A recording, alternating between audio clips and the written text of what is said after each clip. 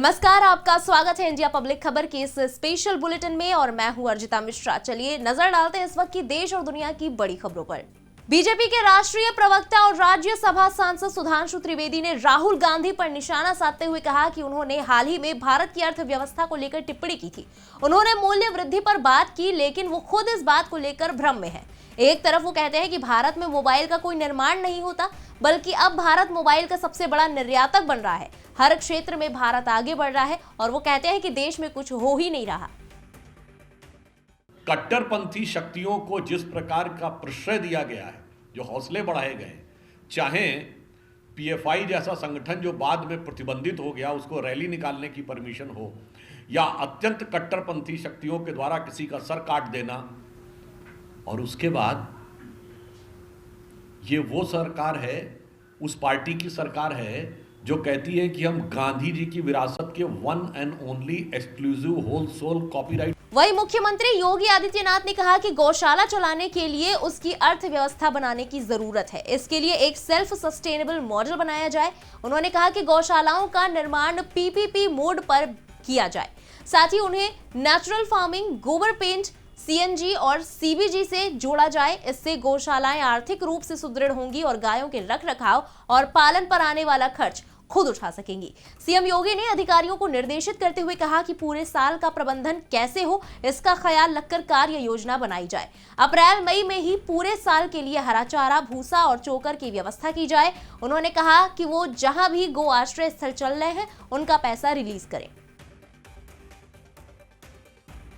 दूसरी तरफ दिल्ली के कंझावला केस में पल पल घटनाक्रम बदल रहा है। केस में नए नए खुलासे सामने आ रहे हैं। इसी बीच एफएसएल की टीम सुल्तानपुरी थाने पहुंची है। एफएसएल की टीम यहां स्कूटी और कार की जांच कर रही है। वहीं इस मामले में मृतका की दोस्त निधि के पड़ोसियों का बयान भी सामने आया है, जिसमें कहा गया है कि घटना के बाद घर वापस आने के बाद निधि ने कुछ भी नहीं बताया। पड़ोसियों ने बताया कि देर रात निधि घर वापस लौटी थी तो घर का गेट खोलने के लिए उसने मदद मांगी थी। इस दौरान उसके सिर और पैट में चोट लगी थी। उनने मेरे से पहले तो उन्होंने अपना गेट खुलवाने की कोशिश करी, अपनी मम्मी को आवाज मारी, उनने गेट खुलवाने की कोशिश करी तो गेट नहीं खोला। तो फिर उसने मेरे से बोला, निशान तेरे पास सी टाइप चार्जर है? तो मैंने बोला हाँ मेरे पास हैगा। तो उन्होंने मेरे को अपना फोन दिया, मैंने चार्जिंग पे लगा दिया उसका फोन। तो फिर बस मैं लगा के बाहर ही आया था तो इतने में मैंने उसका गेट खोल दिया था। ठीक है, तो करेक्ट 2:30 बज रहे थे, हम बाहर ही बैठे थे ना, हमारे जला के फोन हाथ में था। हमने टाइम देखा जब वो आई थी। ठीक है, और भी कभी उनको आपने इस टाइम रात में आते हुए देखा?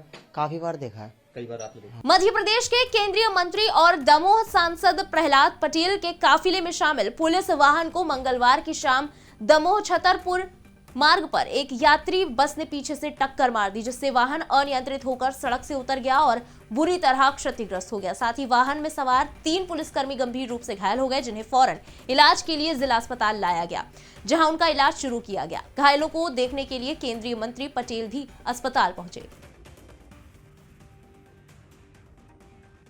बुंदेलखंड बस और हमारे पायलट गाड़ी में टक्कर हो गई, दुर्भाग्यपूर्ण है।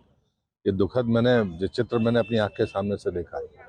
ये गाड़ी पूरी क्रॉस होने के बाद, पर उसके बाद बस का पायलट गाड़ी के पिछले हिस्से में बस ने टक्कर मारी और वो इतनी जो खतरनाक थी कि जो पीछे बैठे थे वो जमीन में गिरे बस के पीछे वाले टायर के पास।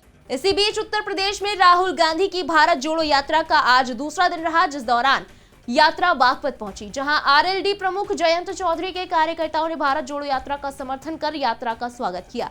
बता दें कि कांग्रेस की भारत जोड़ो यात्रा में आरएलडी प्रमुख जयंत चौधरी के शामिल होने के भी कयास लगाए जा रहे थे, लेकिन इन सभी कयासों पर जयंत चौधरी ने विराम लगा दिया था कि वो इस यात्रा में शामिल नहीं होंगे। इसी बीच उत्तर प्रदेश में राहुल गांधी की भारत जोड़ो यात्रा का आज दूसरा दिन रहा, जिस दौरान यात्रा बागपत पहुंची, जहां आरएलडी प्रमुख जयंत चौधरी के कार्यकर्ताओं ने भारत जोड़ो यात्रा का समर्थन कर यात्रा का स्वागत किया। बता दें कि कांग्रेस की भारत जोड़ो यात्रा में आरएलडी प्रमुख जयंत चौधरी के शामिल होने के भी कयास लगाए जा रहे थे, लेकिन इन सभी कयासों पर जयंत चौधरी ने विराम लगा दिया था कि वो इस यात्रा में शामिल नहीं होंगे। जिला प्रशासन ने जम्मू कश्मीर के सांबा जिले में अंतरराष्ट्रीय सीमा से 1 किलोमीटर के दायरे में कर्फ्यू लगा दिया है। आधिकारिक आदेश में कहा गया है कि बीएसएफ इस क्षेत्र में बेहतर और प्रभावी ढंग से अपने कर्तव्यों का निर्वहन कर सके, इसके लिए यह फैसला किया गया है। जारी आदेश के मुताबिक सांबा जिले में अंतर्राष्ट्रीय सीमा से 1 किलोमीटर तक के क्षेत्र में रात 9 बजे से सुबह 6 बजे तक नागरिकों की आवाजाही पर प्रतिबंध लगा दिया गया है। कोहरे और धुंध की आड़ में सीमा पार से घुसपैठ की संभावना और ड्रोन के जरिए हथियारों की तस्करी के खतरे को देखते हुए यह कदम उठाया गया। रुक करते हैं अगली खबर की तरफ। हरियाणा के मंत्री संदीप सिंह पर लगे यौन उत्पीड़न के मामले में पुलिस जांच कर रही है। इस कड़ी में पुलिस ने पूरा क्राइम सीन रिक्रिएट किया। पीड़ित महिला के वकील दीपांशु बंसल ने बुधवार को बताया कि पुलिस ने मामले की पूरी पड़ताल करने के लिए क्राइम सीन रिक्रिएट किया। उन्होंने बताया कि चंडीगढ़ पुलिस ने पीड़ित महिला कोच को पूरा क्राइम सीन क्रिएट करने के लिए हरियाणा के मंत्री संदीप सिंह के घर लेकर पहुंची थी और तकरीबन 25 मिनट पूरा क्राइम सीन क्रिएट किया गया।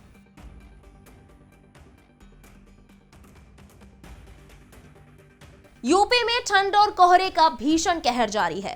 कानपुर में मंगलवार रात ठंड का 50 साल का रिकॉर्ड टूट गया। यहां पारा 2 डिग्री सेल्सियस पर पहुंच गया। वहीं राजधानी लखनऊ में मंगलवार को 12 साल बाद दिन में भीषण सर्दी पड़ रही है।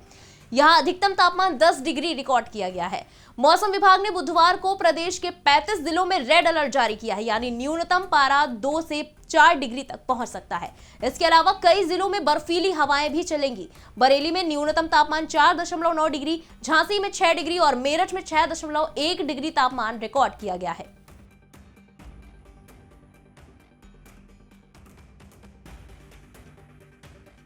नए साल की शुरुआत के साथ देश के कई हिस्सों में भयंकर ठंड से लोगों का हाल बेहाल है। इसी कड़ी में दक्षिण भारत के कई राज्यों में भीषण कोहरे से जनजीवन बुरी तरह प्रभावित रहा। त्रिची चेन्नई राजमार्ग पर कोहरे के कारण लोगों को परेशानियों का सामना करना पड़ा।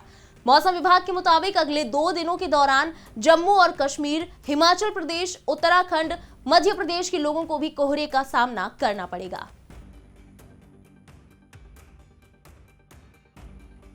उत्तराखंड में एक बार फिर आपदा की आहट हुई है, जिसने क्षेत्रवासियों को डरा कर रख दिया है।